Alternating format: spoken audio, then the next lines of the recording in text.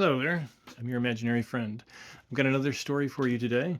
This is by Fitz-James O'Brien. Now, as always, bear in mind that sometimes an author will have included something in their work that at the time of writing seemed fine to them, and it's not always fine. In this case, the author couldn't resist, for some reason, some gratuitous anti-Semitism. It's just, I mean, why? Anyway, begins with this is called The Diamond Lens. Begins with part one, The Bending of the Twig. From a very early period of my life, the entire bent of my inclinations had been towards microscopic investigations. When I was not more than 10 years old, a distant relative of our family, hoping to astonish my inexperience, constructed a simple microscope for me by drilling in a disc of copper a small hole in which a drop of pure water was sustained by capillary attraction. This very primitive apparatus, magnifying some 50 diameters, presented, it is true, only indistinct and imperfect forms, but still sufficiently wonderful to work up my imagination to a preternatural state of excitement. Seeing me so interested in this rude instrument, my cousin explained to me all that he knew about the principles of the microscope, related to me a few of the wonders which had been accomplished through its agency, and ended by promising to send me one regularly constructed immediately on his return to the city. I counted the days, the hours, the minutes that intervened between that promise and his departure. Meantime, I was not idle. Every transparent substance that bore the remotest resemblance to a lens I eagerly seized upon, and employed in vain attempts to realize that instrument, the theory of whose construction I as yet only vaguely comprehended. All panes of glass containing those oblate spheroidal knots familiarly known as bullseyes were ruthlessly destroyed in the hope of obtaining lenses of marvelous power.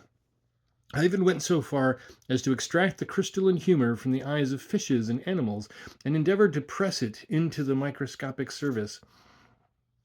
I plead guilty to having stolen the glasses from my Aunt Agatha's spectacles, with a dim idea of grinding them into lenses of wondrous magnifying properties, in which attempt it is scarcely necessary to say that I totally failed. At last the promised instrument came. It was of that order known as Field's simple microscope, and had cost perhaps about $15. As far as educational purposes went, a better apparatus could not have been selected. Accompanying it was a small treatise on the microscope, its history, uses, and discoveries. I comprehended then for the first time the Arabian Nights entertainment. The dull veil of ordinary existence that hung across the world seemed suddenly to roll away, and to lay bare a land of enchantments. I felt towards my companions as the seer might feel towards the ordinary masses of men. I held conversations with nature in a tongue which they could not understand. I was in daily communication with living wonders, such as they never imagined in their wildest visions. I penetrated beyond the external portal of things, and roamed through the sanctuaries. Where they beheld only a drop of rain slowly rolling down the window glass, I saw a universe of beings animated with all the passions common to physical life, and convulsing their minute sphere with struggles as fierce and protracted as those of men. In the common spots of mould which my mother, good housekeeper that she was, fiercely scooped away from her jam pots, there abode for me, under the name of mildew, enchanted gardens, filled with dells and avenues of the densest foliage and most astonishing verdure, while from the fantastic boughs of these microscopic forests hung strange fruits, glittering with green and silver and gold. It was no scientific thirst that at this time filled my mind. It was the pure enjoyment of a poet to whom a world of wonders had been disclosed. I talked of my solitary pleasures to none. Alone with my microscope, I dimmed my sight day after day and night after night, poring over the marvels which it unfolded to me. I was like one who, having discovered the ancient Eden, still existing in all its primitive glory, should resolve to enjoy it in solitude, and never betray to mortal the secret of its locality. The rod of my life was bent at this moment I destined myself to be a microscopist. Of course, like every novice, I fancied myself a discoverer. I was ignorant at the time of the thousands of acute intellects engaged in the same pursuit as myself, and with the advantage of instruments 1,000 times more powerful than mine. The names of Leeuwenhoek, Williamson, Spencer, Ehrenberg, Schultz, Dujardin, Schacht, and Schleiden were then entirely unknown to me, or if known, I was ignorant of their patient and wonderful researches. In every fresh specimen of cryptogamia which I placed beneath my instrument, I believed that I discovered wonders of which the world was as yet ignorant. I remember well the thrill of delight and admiration that shot through me the first time that I discovered the common wheel animalcule, Rotifera vulgaris, expanding and contracting its flexible spokes and seemingly rotating through the water. Alas, as I grew older and obtained some works treating of my favorite study, I found that I was only on the threshold of a science to the investigation of which some of the greatest men of the age were devoting their lives and intellects. As I grew up, my parents, who saw but little likelihood of anything practical resulting from the examination of bits of moss and drops of water through a brass tube and a piece of glass, were anxious that I should choose a profession. It was their desire that I should enter the counting house of my uncle Ethan Blake, a prosperous merchant who carried on business in New York. The suggestion I decisively combated. I had no taste for trade. I should only make a failure. In short, I refused to become a merchant. But it was necessary for me to select some pursuit. My parents were staid New England people who insisted on the necessity of labor. And therefore, although, thanks to the bequest of my poor Aunt Agatha, I should, on coming of age, inherit a small fortune sufficient to place me above want, it was decided that, instead of waiting for this, I should act the nobler part and employ the intervening years in rendering myself independent. After much cogitation, I complied with the wishes of my family and selected a profession. I determined to study medicine at the New York Academy. This disposition of my future suited me. A removal from my relatives would enable me to dispose of my time as I pleased without fear of detection. As long as I paid my academy fees, I might shirk attending the lectures, if I chose. And as I never had the remotest intention of standing an examination, there was no danger of my being plucked. Besides, Metropolis was the place for me. There I could obtain excellent instruments, the newest publications, intimacy with men of pursuits kindred to my own. In short, all things necessary to ensure a profitable devotion of my life to my beloved science.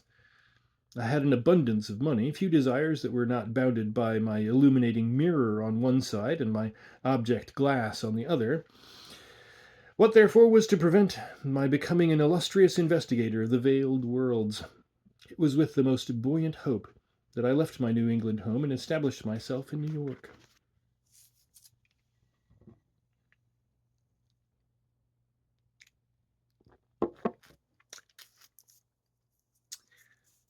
Part 2. The Longing of a Man of Science. My first step, of course, was to find suitable apartments. These I obtained after a couple of days' search in 4th Avenue, a very pretty second floor unfurnished, containing sitting rooms, bedroom, and a smaller apartment which I intended to fit up as a laboratory.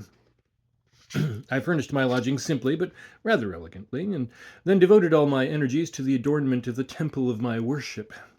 I visited Pike, the celebrated optician, and passed in review his splendid collection of microscopes: Field's compound, Hingham's, Spencer's, Nachet's binocular, that founded on the principles of the stereoscope, and at length fixed upon that form known as Spencer's Trunnion microscope, as combining the greatest number of improvements with an almost perfect freedom from tremor.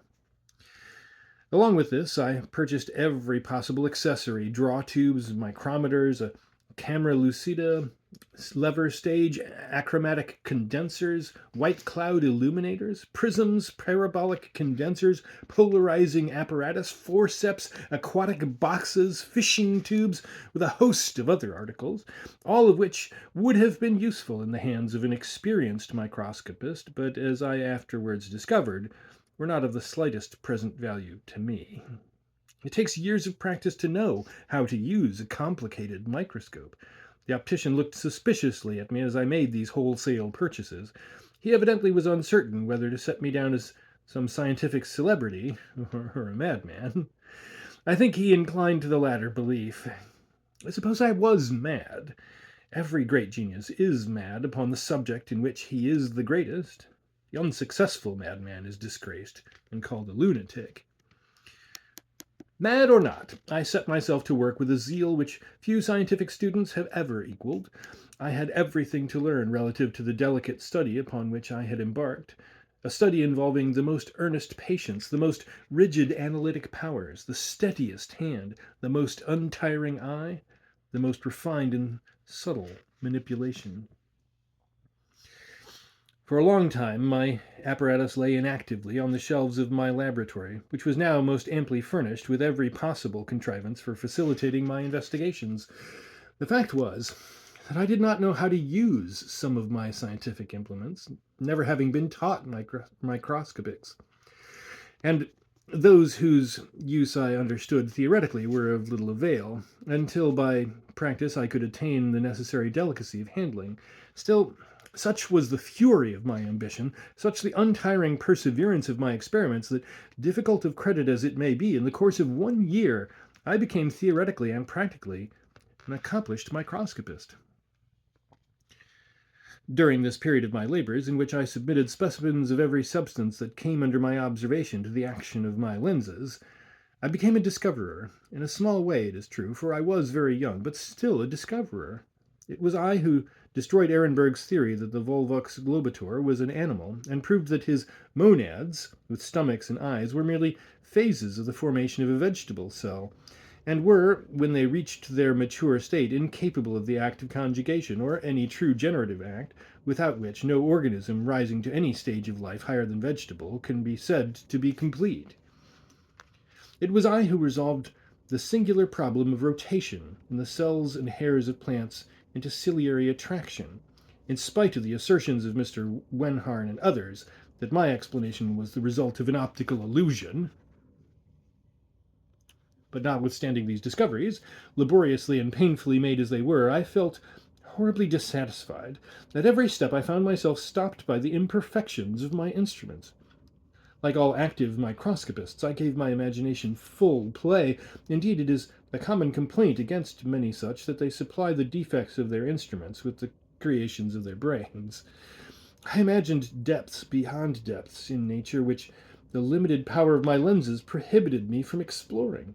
I lay awake at night constructing imaginary microscopes of immeasurable power, with which I seemed to pierce through all the envelopes of matter down to its original atom. How I cursed those imperfect mediums which necessity, through ignorance, compelled me to use. How I longed to discover the secret of some perfect lens, whose magnifying power should be limited only by the resolvability of the object, and which at the same time should be free from spherical and chromatic aberrations, in short, from all the obstacles over which the poor microscopist finds himself continually stumbling. I felt convinced that the simple microscope, composed of a single lens of such vast yet perfect power, was possible of construction. To attempt to bring the compound microscope up to such a pitch would have been commencing at the wrong end, this latter being simply a partially successful endeavor to remedy those very defects of the simple instrument, which, if conquered, would leave nothing to be desired. It was in this mood of mind that I became a constructive microscopist. After another year passed in this new pursuit, experimenting on every imaginable substance, glass, gems, flints, crystals, artificial crystals formed of the alloy of various vitreous materials, in short, having constructed as many varieties of lenses as Argus had eyes, I found myself precisely where I started, with nothing gained save an extensive knowledge of glass making. I was almost dead with despair. My parents were surprised at my apparent want of progress in my medical studies. I had not attended one lecture since my arrival in the city, and the expenses of my mad pursuit had been so great as to embarrass me very seriously. I was in this frame of mind one day, experimenting in my laboratory on a small diamond. That stone from its great refracting power having always occupied my attention more than any other. When a young Frenchman, who lived on the floor above me, and who was in the habit of occasionally visiting me, entered the room. I think that Jules Simon was a Jew. He had many traits of the Hebrew character, a love of jewelry, of dress, and of good living. There was something mysterious about him. He always had something to sell, and yet went into excellent society. When I say sell, I should perhaps have said peddle, for his operations were generally confined to the disposal of single articles, a picture, for instance, or a rare carving in ivory, or a pair of dueling pistols, or the dress of a Mexican caballero. When I was first furnishing my rooms, he paid me a visit, which ended in my purchasing an antique silver lamp, which he assured me was a Cellini. It was handsome enough, even for that. And some other knickknacks for my sitting room. Why Simon should pursue this petty trade, I never could imagine. He apparently had plenty of money, and had the entree of the best houses in the city. Taking care, however, I suppose, to drive no bargains within the enchanted circle of the upper ten. I came at length to the conclusion that this peddling was but a mask to cover some greater object, and even went so far as to believe my young acquaintance to be implicated in the slave trade. That, however, was none of my affair. On the present occasion, Simon entered my room in a state of considerable excitement. "Ah, mon ami," he cried, before I could even offer him the ordinary salutation, "it has occurred to me to be the witness of the most astonishing things in the world. I promenade myself to the house of Madame excuse me. How does the little animal Le Renard name himself in the Latin?" "Vulpes," I answered. "Ah, yes, Vulpes. I promenaded myself to the house of Madame Vulpes." "The spirit medium?" "Yes, the great medium. Great heavens, what a woman! I write on a slip of paper many of questions concerning affairs the most secret, affairs that conceal themselves in the abysses of my heart the most profound. And behold, by example, what occurs? This devil of a woman makes me replies the most truthful to all of them. She talks to me of things that I do not love to talk of to myself. What am I to think? I am fixed to the earth. Am I to understand you, Monsieur Simon, that this Mrs. Vulpes replied to questions secretly written by you, which questions related to events known only to yourself?" "Ah, more than that," he answered, with an air of some alarm. "She related to me things. But," he added after a pause, and suddenly changing his manner, "why occupy ourselves with these follies? It was all the biology, without doubt. It goes without saying that it has not my credence, but why are we here, mon ami? It has occurred to me to discover the most beautiful things as you can imagine. A vase with green lizards on it, composed by the great Bernard Palissy. It is in my apartment. Let us mount. I go to show it to you." I followed Simon mechanically, but my thoughts were far from Palissy and his enamelled ware, although I, like him, was seeking in the dark a great discovery. This casual mention of the spiritualist, Madame Vulpes, set me on a new track. What if this spiritualism should really be a great fact? What if, through communication with more subtle organisms than my own, I could reach at a single bound the goal which perhaps a life of agonizing mental toil would never enable me to attain? While purchasing the Palissy vase from my friend Simon, I was mentally arranging a visit to Madame Vulpes.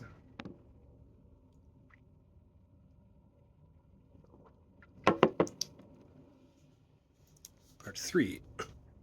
The Spirit of Leeuwenhoek. 2 evenings after this, thanks to an arrangement by letter, and the promise of an ample fee, I found Madame Vulpes awaiting me at her residence alone. She was a coarse-featured woman, with keen and rather cruel dark eyes, and an exceedingly sensual expression about her mouth and underjaw. She received me in perfect silence in an apartment on the ground floor, very sparely furnished. In the center of the room, close to where Mrs. Vulpes sat, there was a common round mahogany table. If I had come for the purpose of sweeping her chimney, the woman could not have looked more indifferent to my appearance. There was no attempt to inspire the visitor with awe. Everything bore a simple and practical aspect. This intercourse with the spiritual world was evidently as familiar an occupation with Mrs. Volpes as eating her dinner or riding in an omnibus. "You come for a communication, Mr. Linley?" said the medium in a dry, business-like tone of voice. "By appointment, yes." "What sort of communication do you want? A written one?" "Yes, I wish for a written one." "From any particular spirit?" "Yes."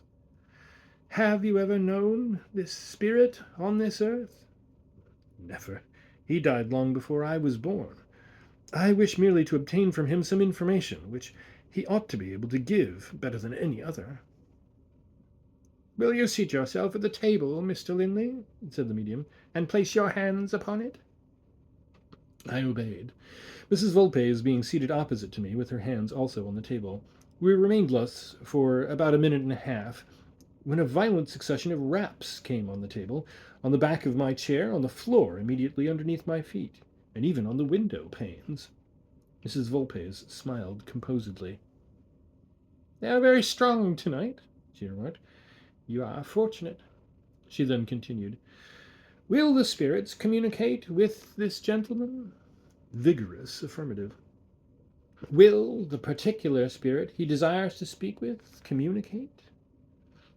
A very confused rapping followed this question. "I know what they mean," said Mrs. Volpes, addressing herself to me. "They wish you to write down the name of the particular spirit that you desire to converse with. Is that so?" she added, speaking to her invisible guests.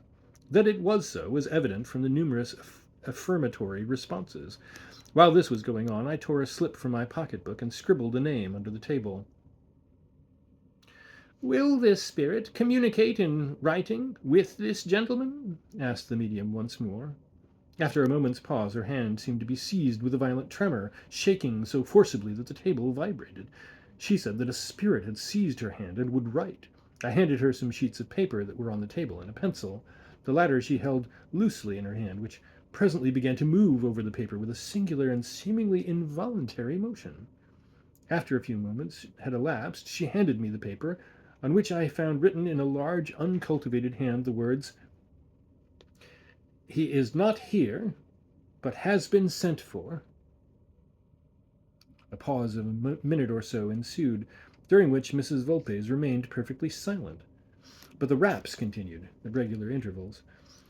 When the short period I mentioned had elapsed, the hand of the medium was again seized with its convulsive tremor, and she wrote, under this strange influence, a few words on the paper, which she handed to me. They were as follows: "I am here. Question me. Leeuwenhoek." I was astounded. The name was identical with that I had written beneath the table, and carefully kept concealed. Neither was it at all probable that an uncultivated woman like Mrs. Volpes should know even the name of the great father of microscopists.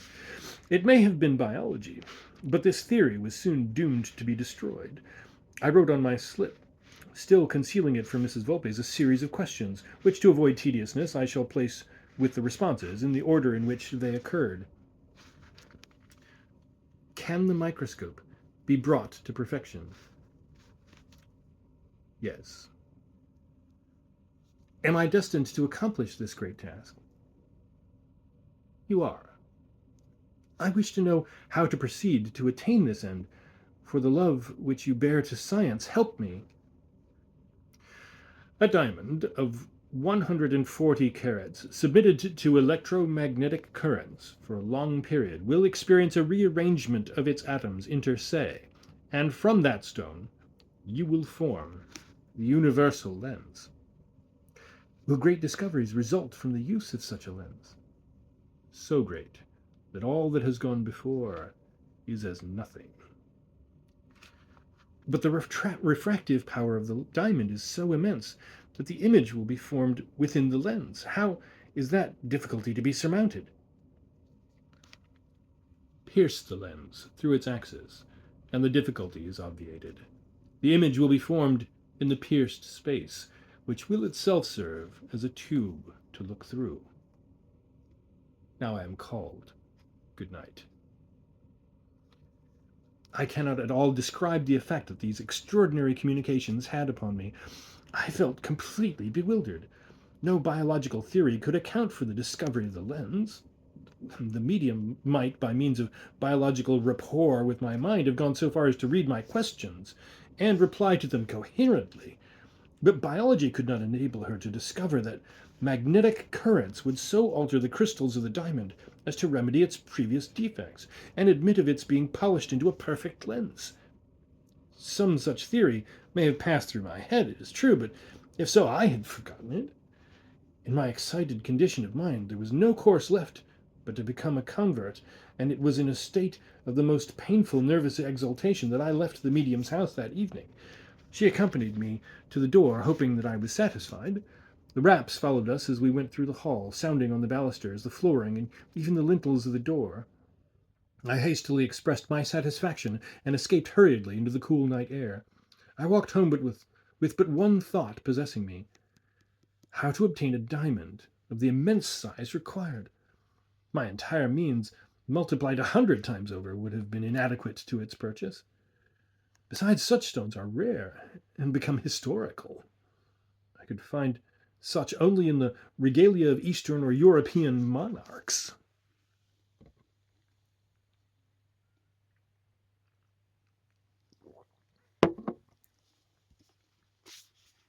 Part 4. The Eye of Morning. There was a light in Simon's room as I entered my house. A vague impulse urged me to visit him. As I opened the door of his sitting room unannounced, he was bending with his back towards me over a Carcel lamp, apparently engaged in minutely examining some object which he held in his hands. As I entered, he started suddenly, thrust his hand into his breast pocket, and turned to me with a face crimson with confusion. "What?" I cried, poring over the miniature of some fair lady. "Well, don't blush so much. I won't ask to see it."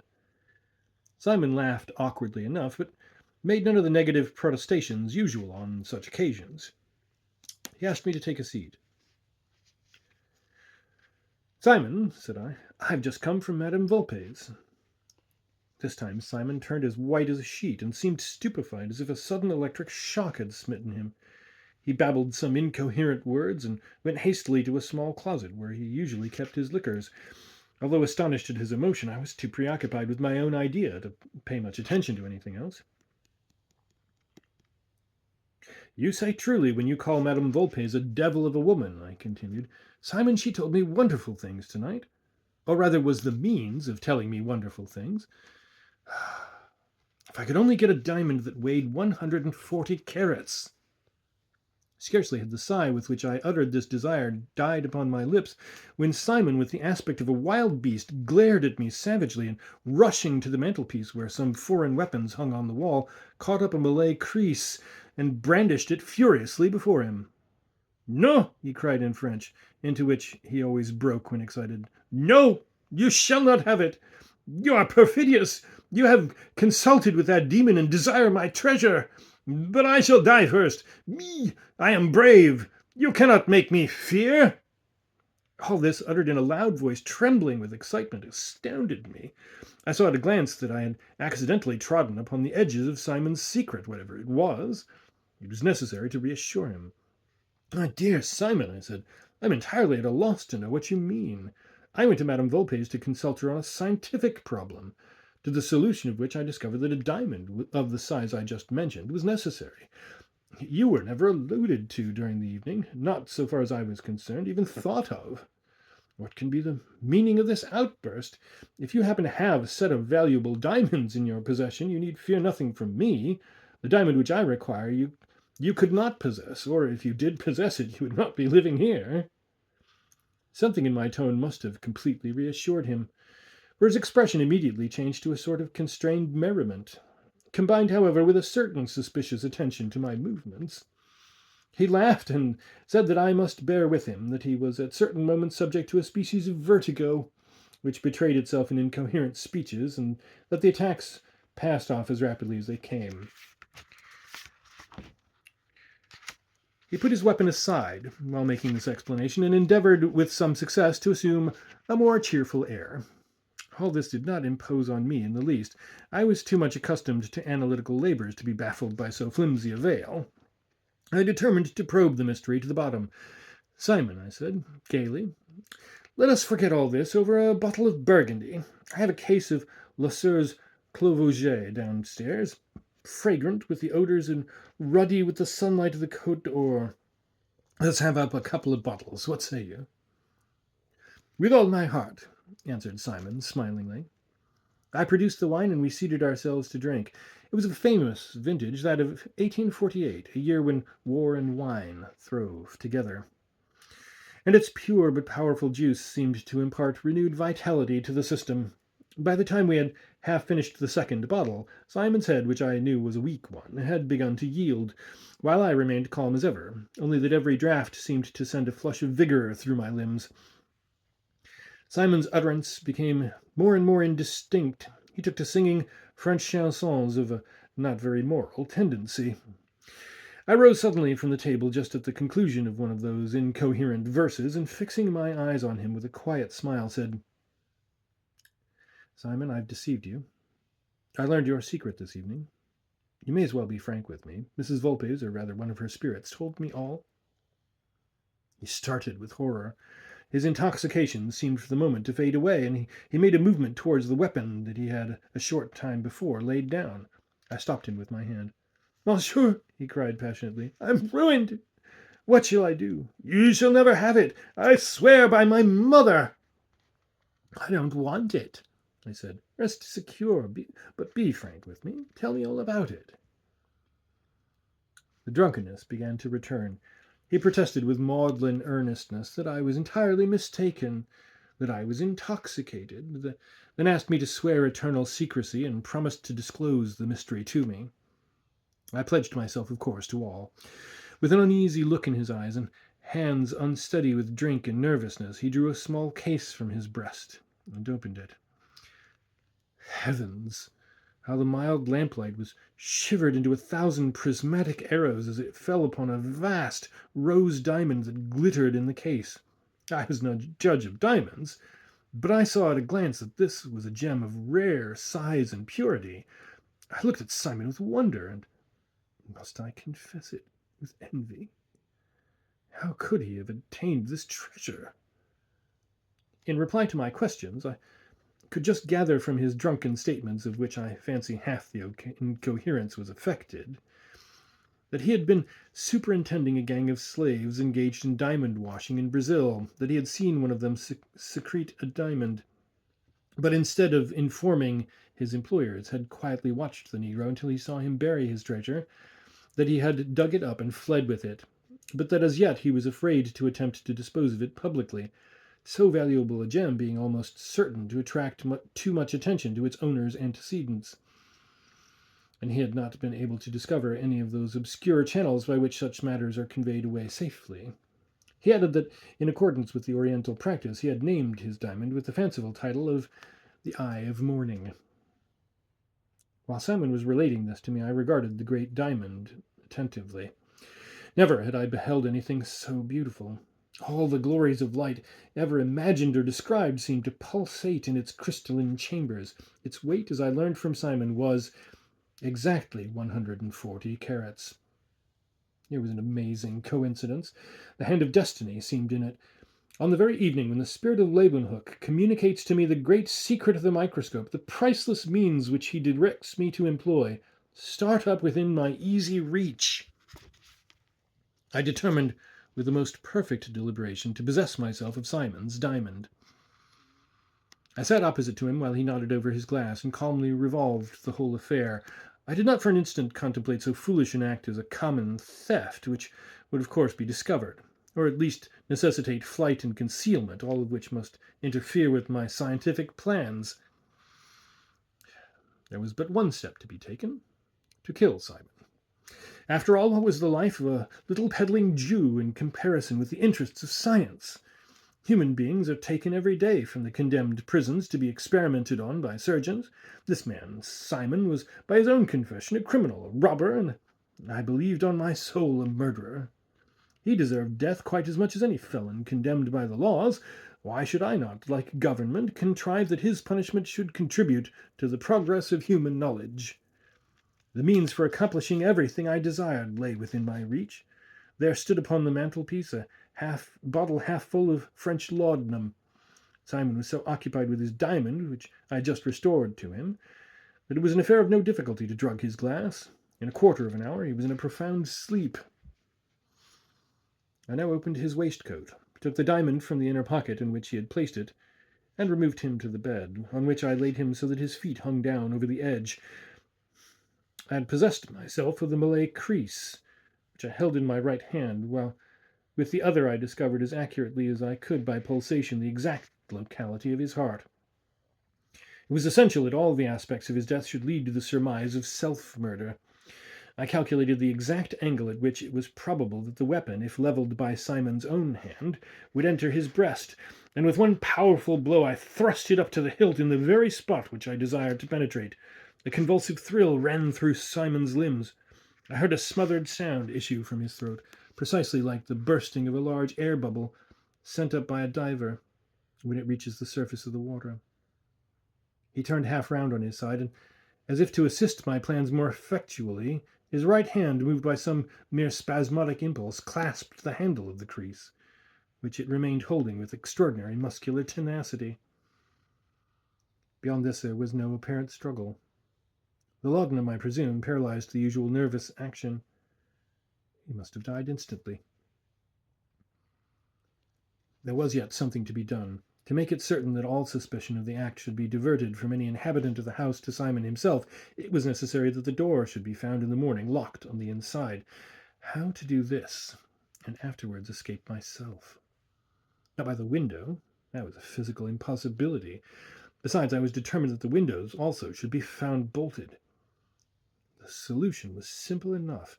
I descended softly to my own room for a peculiar instrument which I had used for holding small slippery substances, such as minute spheres of glass, etc. This instrument was nothing more than a long, slender hand vise with a very powerful grip and a considerable leverage, which last was accidentally owing to the shape of the handle. Nothing was simpler than, when the key was in the lock, to seize the end of its stem in this vise through the keyhole from the outside, and so lock the door. Previously, however, to doing this, I burned a number of papers on Simon's hearth. Suicides almost always burn papers before they destroy themselves. I also emptied some more laudanum into Simon's glass, having first removed from it all traces of wine, cleaned the other wine glass, and brought the bottles away with me. If traces of 2 persons drinking had been found in the room, the question naturally would have arisen, who was the second? Besides, the wine bottles might have been identified as belonging to me. The laudanum I poured out to account for its presence in his stomach, in case of a post-mortem examination. The theory naturally would be that he first intended to poison himself, but after swallowing a little of the drug was either disgusted with its taste or changed his mind, from other motives, and chose the dagger. These arrangements made, I walked out, leaving the gas burning, locked the door with my vice, and went to bed.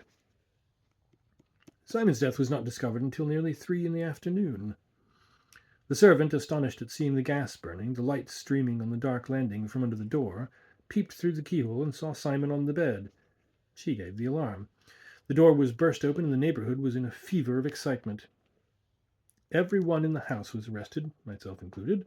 There was an inquest, but no clue to his death beyond that of suicide could be obtained. Curiously enough, he had made several speeches to his friends the preceding week that seemed to point to self-destruction. One gentleman swore that Simon had said in his presence that he was tired of life. His landlord affirmed that Simon, when paying him his last month's rent, remarked that he should not pay him rent much longer. All the other evidence corresponded: the door locked inside, the position of the corpse, the burnt papers. As I anticipated, no one knew of the possession of the diamond by Simon, so that no motive was suggested for his murder. The jury, after a prolonged examination, brought in the usual verdict, and the neighborhood once more settled down into its accustomed quiet.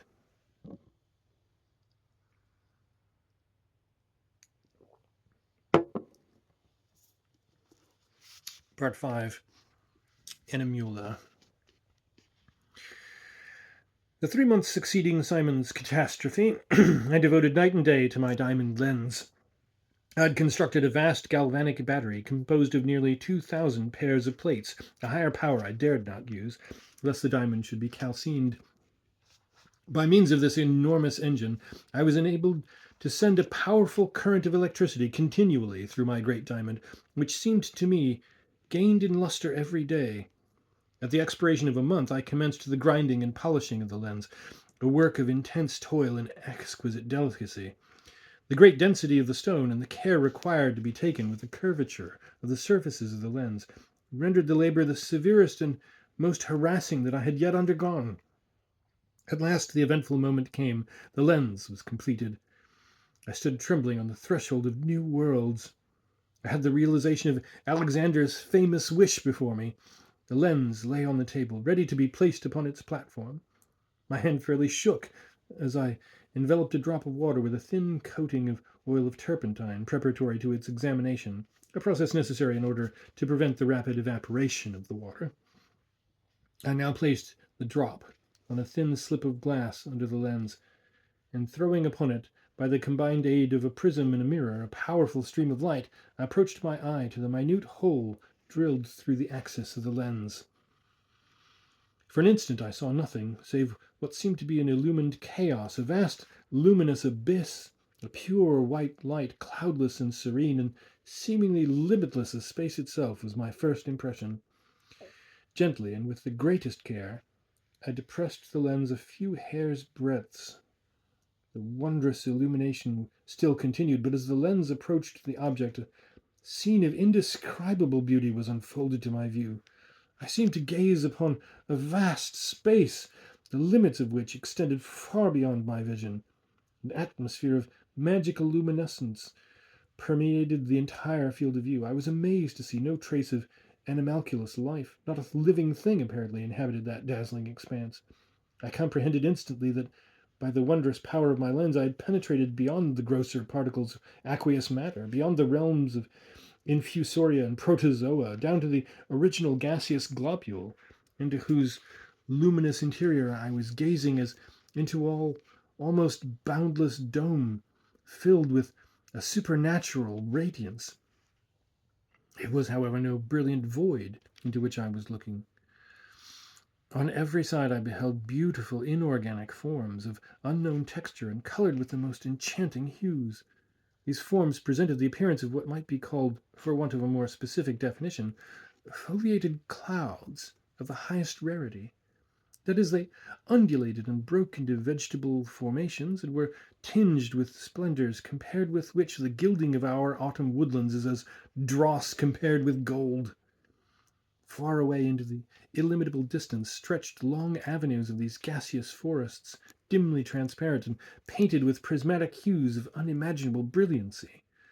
The pendant branches waved along the fluid glades until every vista seemed to break through half-loosened ranks of many-colored drooping silken pennons.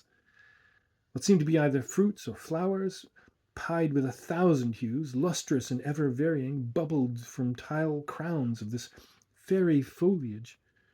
No hills, no lakes, no rivers, no forms, animate or inanimate, were to be seen, save those vast auroral copses that floated serenely in the luminous stillness, with leaves and fruits and flowers gleaming with unknown fires, unrealizable by mere imagination. How strange, I thought, that this sphere should be thus condemned to solitude. I had hoped, at least, to discover some new form of animal life, perhaps of a lower class than any with which we are at present acquainted, but still some living organism. I found my newly discovered world, if I may so speak, a beautiful chromatic desert. While I was speculating on the singular arrangements of the internal economy of nature, with which she so frequently splinters into atoms our most compact theories, I thought I beheld a form moving slowly through the glades of one of the prismatic forests. I looked more attentively and found that I was not mistaken. Words cannot depict the anxiety with which I awaited the nearer approach of this mysterious object. Was it merely some inanimate substance, held in suspense in the attenuated atmosphere of the globule? Or was it an animal, endowed with vitality and motion? It approached, flitting behind the gauzy colored veils of cloud foliage, for seconds dimly revealed, then vanishing. At last the violet pennons that trailed nearest to me vibrated. They were gently pushed aside, and the form floated out into the broad light. It was a female human shape. When I say human, I mean it possessed the outlines of humanity, but there the analogy ends. its adorable beauty lifted at illimitable heights beyond the loveliest daughter of Adam. I cannot, dare not attempt to inventory the charms of this divine revelation of perfect beauty. Those eyes of mystic violet, dewy and serene, evade my words.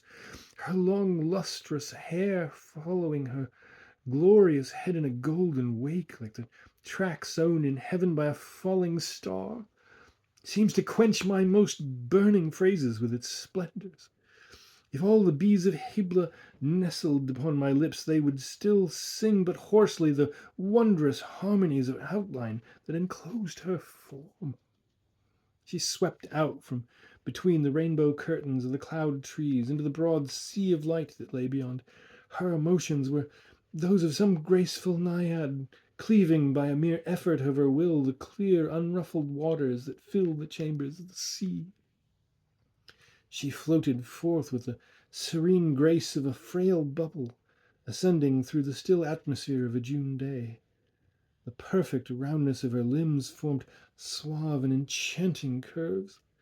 It was like listening to the most spiritual symphony of Beethoven the Divine, to watch the harmonious flow of lines. This indeed was a pleasure cheaply purchased at any price. What cared I if I had waded to the portal of this wonder through another's blood? I would have given my own to enjoy such moment of such moment of such intoxication and delight. Breathless with gazing on this lovely wonder and forgetful for an instant of everything save her presence, I withdrew my eye from the microscope eagerly. Alas, as my gaze fell on the thin slide that lay beneath my instrument, the bright light from mirror and from prism sparkled on a colorless drop of water. There in that tiny bead of dew, this beautiful being was forever imprisoned. The planet Neptune was not more distant from me than she. I hastened once more to apply my eye to the microscope. Animula, let me now call her by that dear name which I subsequently bestowed on her, had changed her position. She had again approached the wondrous forest and was gazing earnestly upward. Presently one of the trees, as I must call them, unfolded a long ciliary process with which it seized one of the gleaming fruits that glittered on its summit, and sweeping slowly down, held it within reach of Animula. The sylph took it in her delicate hand and began to eat. My attention was so entirely absorbed by her that I could not apply myself to the task of determining whether this singular plant was or was not instinct with volition. I watched her as she made her repast with the most profound attention. The suppleness of her motions sent a thrill of delight through my frame. My heart beat madly as she turned her beautiful eyes in the direction of the spot in which I stood. What would I not have given to have had the power to precipitate myself into that luminous ocean, and float with her through those groves of purple and gold? While I was thus breathlessly following her every movement, she suddenly started, seemed to listen for a moment, and then cleaving the brilliant ether in which she was floating, like a flash of light, pierced through the opaline forest and disappeared. Instantly a series of the most singular sensations attacked me. It seemed as if I had suddenly gone blind. The luminous sphere was still before me, but my daylight had vanished. What caused this sudden disappearance? Had she a lover or a husband? Yes, that was the solution. Some signal from a happy fellow being had vibrated through the avenues of the forest, and she had obeyed the summons. The agony of my sensations as I arrived at this conclusion startled me. I tried to reject the conviction that my reason forced upon me. I battled against the fatal conclusion, but in vain. It was so. I had no escape from it. I loved an animalcule. It is true that, thanks to the marvelous power of my microscope, she appeared of human proportions. Instead of presenting the revolting aspect of the coarser creatures that live and struggle and die in the more easily resolvable portions of the water drops, she was fair and delicate and of surpassing beauty. But of what account was all that? Every time that my eye was withdrawn from the instrument, it fell upon a miserable drop of water within which, I must be content to know, dwelt all that could make my life lovely. Could she but see me once! Could I for one moment pierce the mystical walls that so inexorably rose to separate us, and whisper all that filled my soul, I might consent to be satisfied for the rest of my life with the knowledge of her remote sympathy. It would be something to have established even the faintest personal link to bind us together, to know that at times when roaming through those enchanted glades she might think of the wonderful stranger who had broken the monotony of her life with his presence and left a gentle memory in her heart. But it could not be.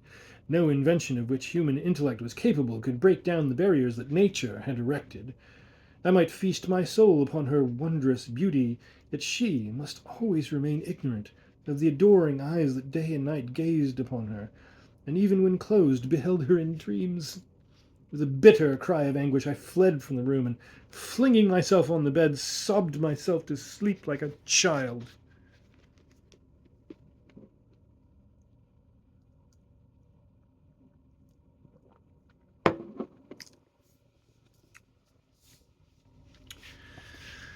Part 6. The Spilling of the Cup. I rose the next morning almost at daybreak and rushed to my microscope. I trembled as I sought the luminous world in miniature that contained my all. Animula was there. I had left the gas lamp, surrounded by its moderators, burning when I went to bed the night before. I found the sylph bathing, as it were, with an expression of pleasure animating her features, in the brilliant light which surrounded her.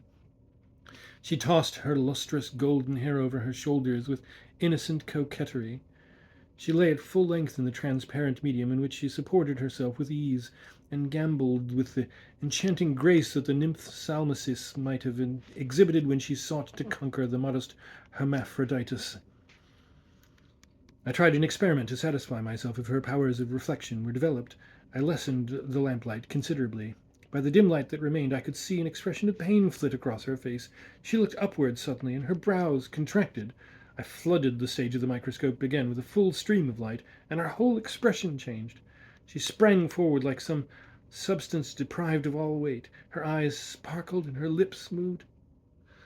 If science had only the means of conducting and reduplicating sounds as it does the rays of light, what carols of happiness would then have entranced my ears? What jubilant hymns to Adonis would have thrilled the illumined air?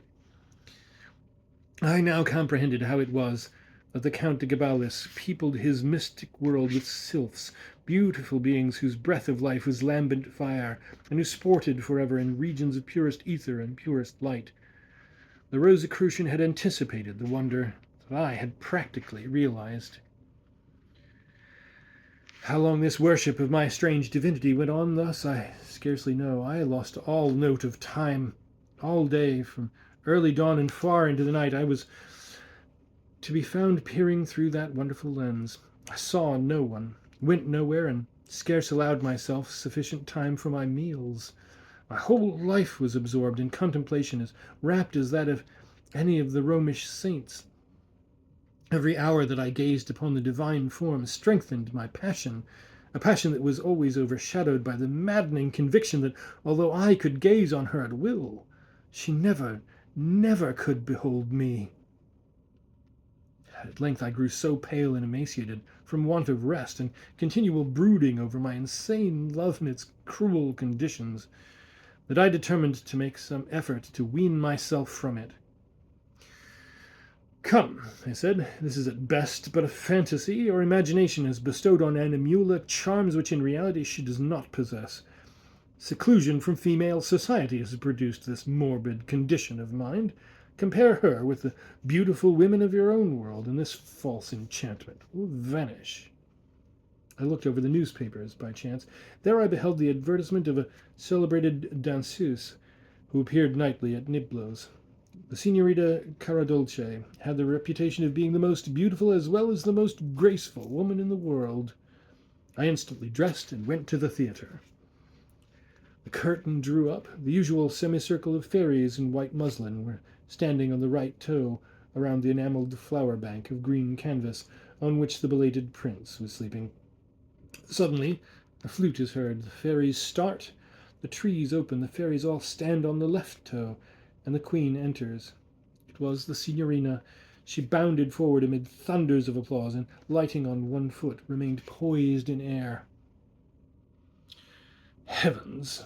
Was this the great enchantress that had drawn monarchs at her chariot wheels? Those heavy, muscular limbs, those thick ankles, those cavernous eyes, that stereotyped smile, those crudely painted cheeks. Where were the vermeil blooms, the liquid, expressive eyes, the harmonious limbs of Animula? The signorina danced. What gross, discordant movements! The play of her limbs was all false and artificial. Her bounds were painful athletic efforts. Her poses were angular and distressed the eye. I could bear it no longer. With an exclamation of disgust that drew every eye upon me, I rose from my seat in the very middle of the signorina's pas de fascination, and abruptly quitted the house. I hastened home to feast my eyes once more on the lovely form of my sylph. I felt that henceforth to combat this passion would be impossible. I applied my eyes to the lens. Animula was there. But what could have happened? Some terrible change seemed to have taken place during my absence. Some secret grief seemed to cloud the lovely features of her I gazed upon. Her face had grown thin and haggard. Her limbs trailed heavily. The wondrous luster of her golden hair had faded. She was ill, and I could not assist her. I believe at that moment I would have gladly forfeited all claims to my human birthright if I could only have been dwarfed to the size of an animalcule and permitted to console her from whom fate had forever divided me. I racked my brain for the solution of this mystery. What was it that afflicted the sylph?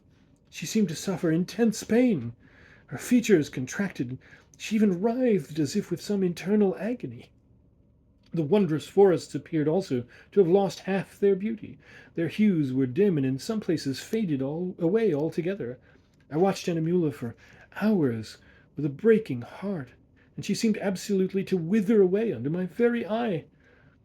Suddenly I remembered that I had not looked at the water drop for several days.